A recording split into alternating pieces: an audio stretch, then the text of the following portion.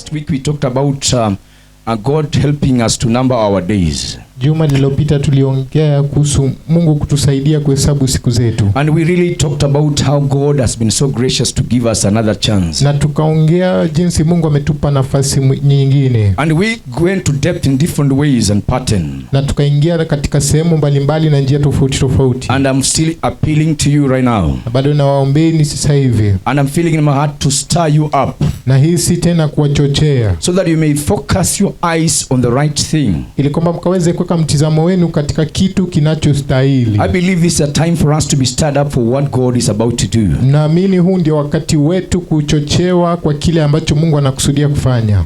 1 Kings chapter 13, Second Kings chapter 13, sorry. Wafalme wa pili 13. Verse 14, chapter 13, verse 14.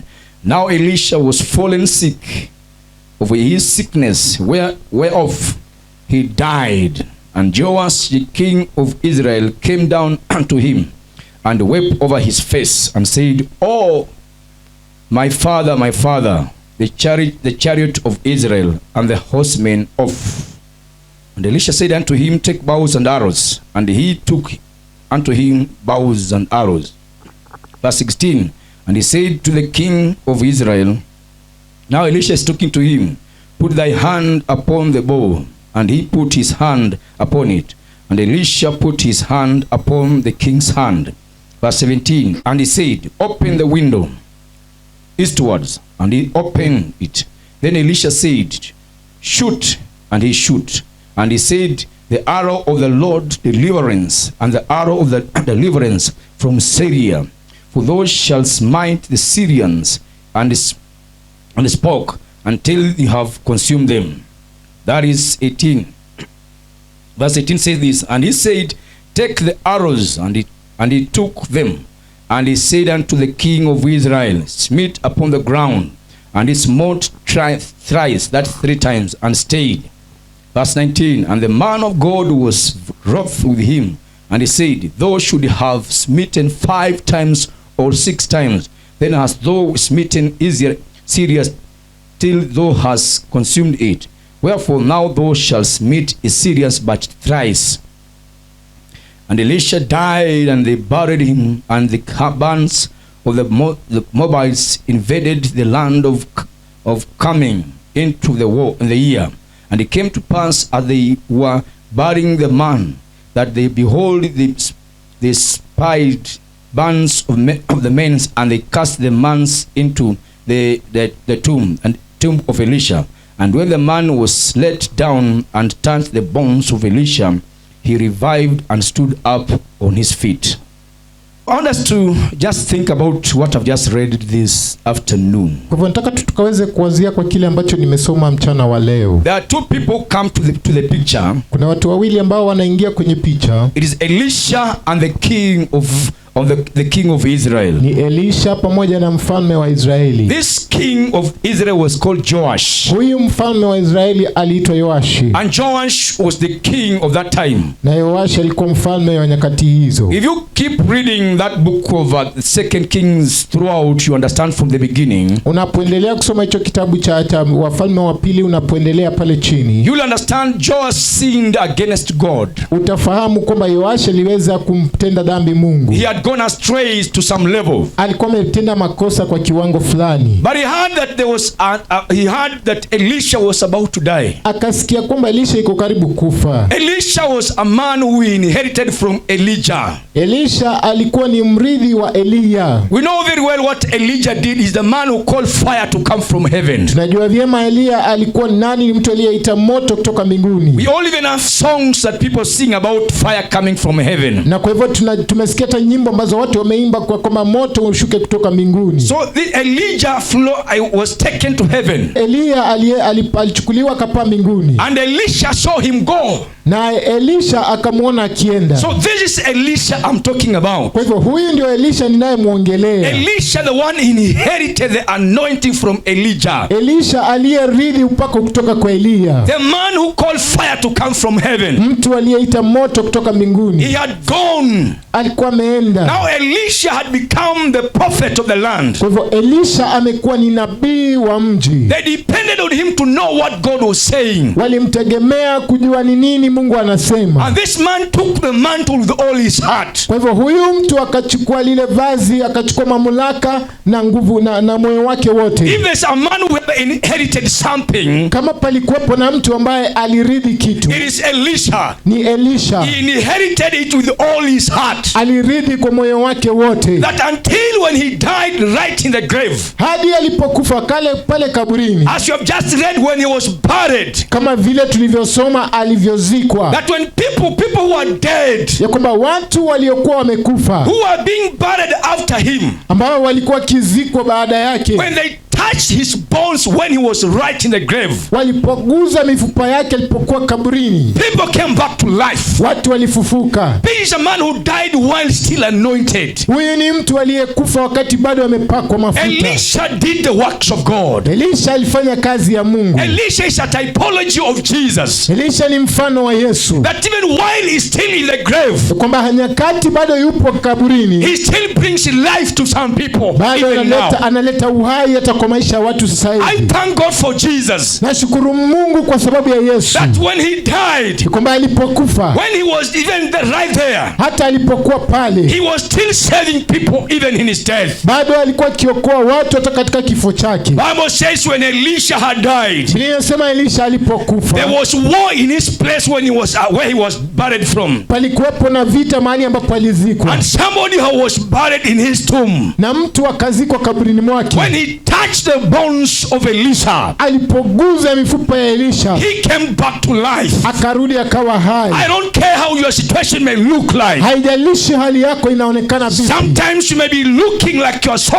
dead. Wakati mwingine unaweza kuonekana kana kama umekufa zaidi. And until people look at you and they seem to be escorting you to your death. Hadi watu wakuangalie na waone kwamba wanakuzika kabisa. And somehow we may interpret that is your end. Na wengine wanaweza kutafsiri kwamba hiyo ndio mwisho wako. But that is not the end. Lakini huo sio mwisho. But I thank God when you touch the bones of Jesus. Nashukuru Mungu unapoguza mifupa ya Yesu. There is a place when you touch in the heart of God. Kuna mahali ambapo ukiguza moyo wa Mungu. There is a place when you touch in the heart of God. Kuna mahali unapoguza moyo wa Mungu. Even if you're right dead. Hata kama umekufa. Even if you're gone to the very end of your life. Hata kama umewaza kwamba ndio mwisho wa maisha yako. You're such a hopeless. Hauna tumaini. You feel this is not the right place. Unahisi hapa sio mahali panapostahili. God is able to bring life even that place. Mungu ana uwezo wa kurudisha uhai pale mahali. And I pray in the name of Jesus. Na ninaomba kwa jina la Yesu. May this year be a place where God will place you in the right place. Mwaka huu uwe mahali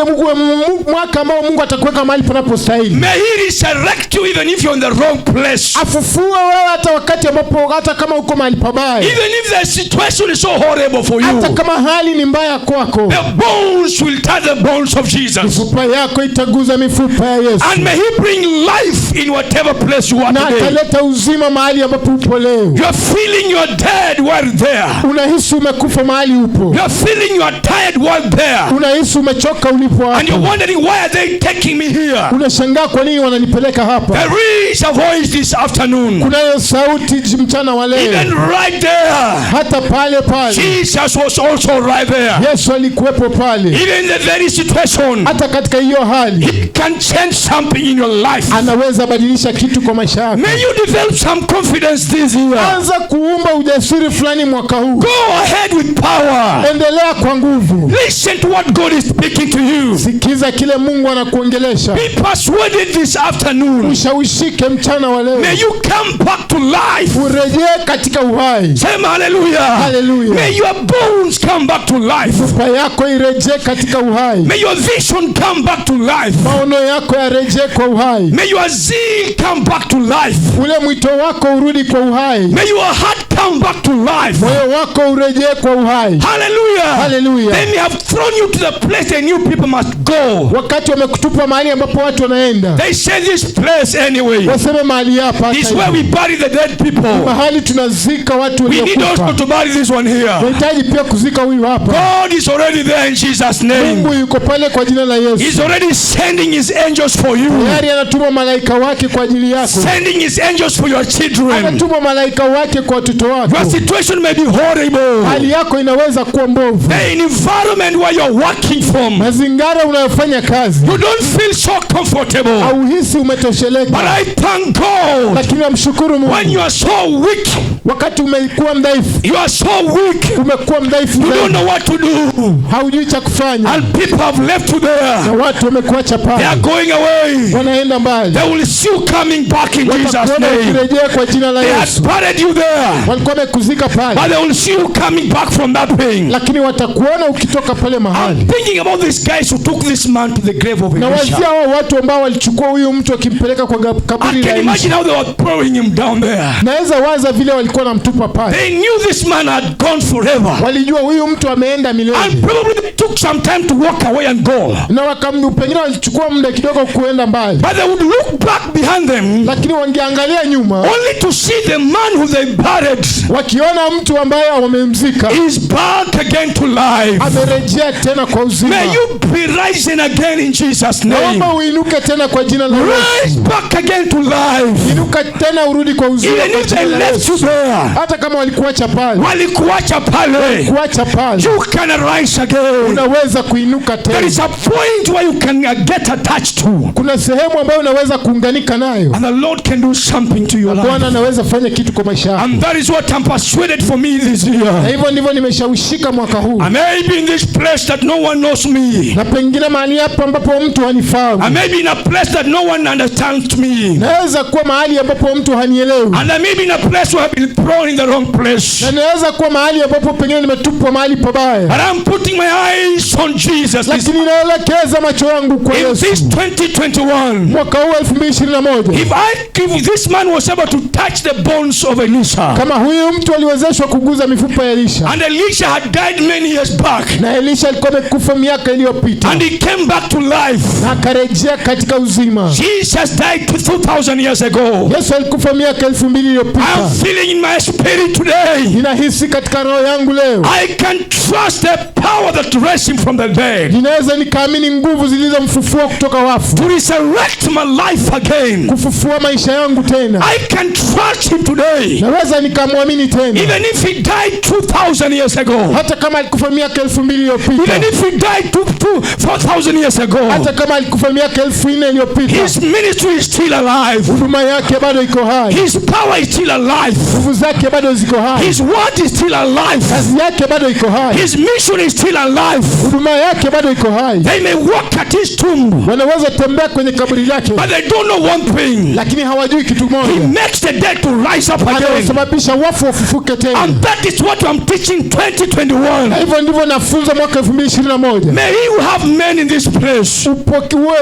Uwe na watu ambao mwaka huu. May we have men. Tuwe na wanaume. Who will take this anointing and go. Ambao watachukua upako na waende. May we have ladies in this place. Tuwe na wake hapa mahali. Who will take the advantage of what Jesus did. Ambao watachukua fursa, watachukua nafasi ambayo Yesu alitufanya. I've come to remind you. Nimekuja kukukumbusha. It is not where people put you. Ya kwamba sio haihusiki tu na mahali ambapo watu walikuweka. It is not, it does not matter. Haijalishi. Where your situation put you. Mahali hali yako imekuweka. The situation can put you in a tomb. Hali yako inaweza kuweka kwenye kaburi. Things can cause you to go in the wrong place. Vitu vinaweza kusababisha kwenda mahali pasipostahili. Even if you go in the wrong place. Lakini hata unapoenda mahali pasipostahili. Our God is still alive. Mungu wetu bado yuko hai. He created even the tombs down there. Aliumba hata makaburi pale chini. Even in the cave, Jesus' hand can touch there. Akaumba hata pale kwenye mapango ya mkono wa Yesu unaweza kuingia. The hand of God is right in the sea. Mkono wa Mungu uko chini ya bahari. I don't know where you are today. Sijui uko wapi leo. You may be looking at your situation. Unaweza kuwa unaangalia hali yako. And say I'm right in the tomb tomb. Na useme nipo kwa ndani ya kaburi. I can't do anything here.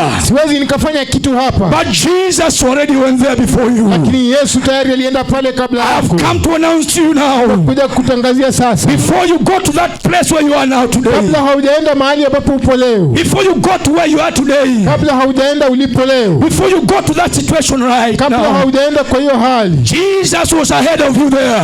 Yesu alikuwepo mbele yako. Trust him wherever you are today. Hicho kitu ambacho uko unaamini Mungu kwacho leo. Just like in the case of this man. Katika hiyo hali ya huyu mtu. By the time they were throwing him right in the tomb. Wakati walipokuwa kimtupa pale kaburini. Already Elisha was there.